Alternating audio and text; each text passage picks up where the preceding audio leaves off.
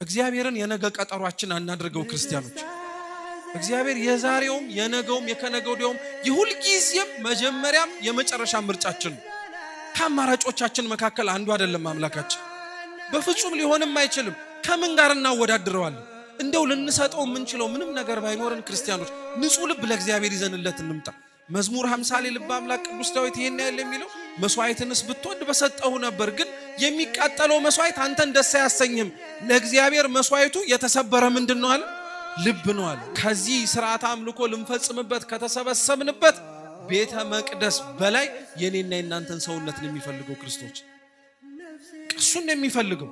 አብዛኞቻችን ለዛ ነው የደከምነው እኮ። ለቤተ መቅደሱ የሚያስፈልገውን ነገር ከማሟላት ወደ ኋላ አይደለንም። ስጡ ስንባል እንሰጣለን፣ አርጉ ስንባል እናረጋለን። ጥሩ ነው፣ አሁንም አናቁም። ቤቱ ቤታችን ነው፣ መስጠት ያለብንን እንስጥ። ስትሰጡ ግን ራሳችሁንም አትርሱት።